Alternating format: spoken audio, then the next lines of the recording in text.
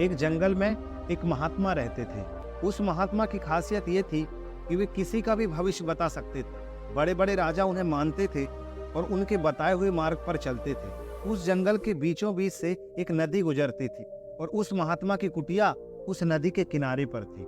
नदी के दोनों तरफ दो अलग अलग शक्तिशाली राजाओं के साम्राज्य थे। वे दोनों ही राजा उस महात्मा को बहुत मानते थे। वे दोनों जब भी कोई बड़ा कार्य करते थे तो उस महात्मा से सलाह लेने के लिए अवश्य आते थे। एक दिन इन दोनों राजाओं में किसी बात पर कहासुनी हो गई। बात इतनी बढ़ गई कि नौबत युद्ध पर आ गई। युद्ध की तारीख और समय ये दोनों तय कर दिया गया। पर जैसा कि दोनों राजाओं का नियम था कि जब भी कोई बड़ा कार्य करते तो वे दोनों उस महात्मा की सलाह जरूर लेते थे। इसलिए पहला राजा उस महात्मा के पास आता है और उनसे पूछता है कि महात्मा जी, मैंने पड़ोस के राजा के साथ युद्ध करने का निश्चय किया है, इसलिए ये जानना चाहता हूँ कि युद्ध का परिणाम किसके पक्ष में होगा। वे महात्मा कहते हैं कि यदि तुमने युद्ध किया तो तुम्हारी हार निश्चिंत है। फिर वो राजा महात्मा जी से पूछता है कि क्या जीतने का कोई भी उपाय नहीं है। वे महात्मा कहते हैं कि यदि युद्ध किया तो हार निश्चिंत है। फिर वो राजा कहता है कि तलवार म्यान से निकल चुकी है, अब युद्ध टलेगा तो नहीं, जो होगा देखा जाएगा। फिर वो राजा उसी समय वहां से चला जाता है और अपने सेना से जी तोड़ मेहनत करने के लिए कहता है।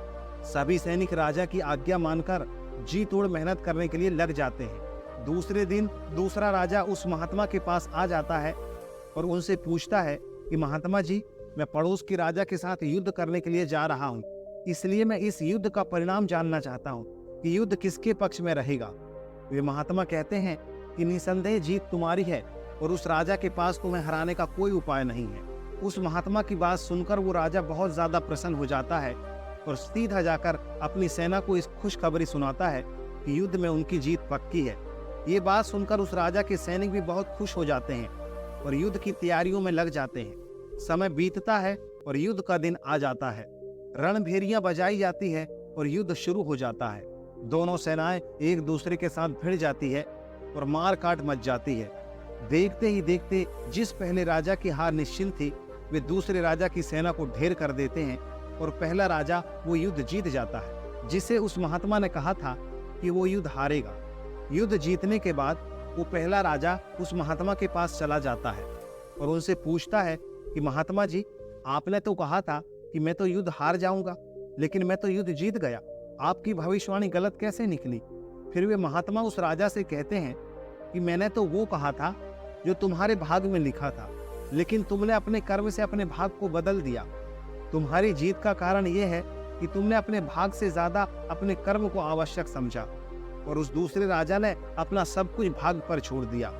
उसने अपने कर्म से ज्यादा अपने भाग को आवश्यक समझा और पूरे समय निश्चिंतता से भरा रहा, जिसके कारण आज तुम विजयी हो और वो तुम्हारा बंधक है।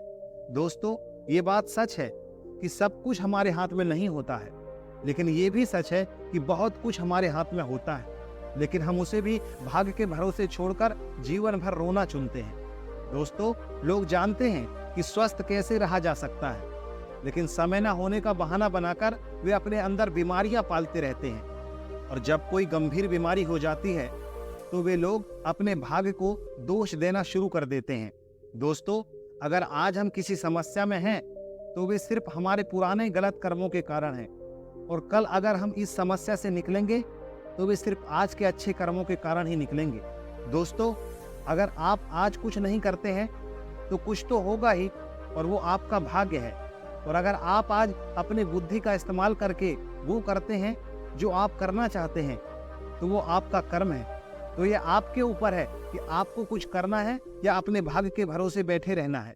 दोस्तों, ये प्रश्न आवश्यक नहीं है कि भाग्य पहले से लिखा हुआ है या नहीं, बल्कि आवश्यक सवाल ये है कि क्या हम उन चीजों को भी भाग्य के भरोसे छोड़ रहे हैं जिन्हें हम बदल सकते हैं। दोस्तों, आज की ये कहानी आपको कैसे लगी हमें कमेंट करके जरूर बताइए, और आगे भी ऐसी ही मोटिवेशनल कहानी सुनने के लिए आप हमारे चैनल को सब्सक्राइब कर सकते हैं ताकि हमारी आने वाली वीडियो सबसे पहले आप तक पहुंचे। धन्यवाद।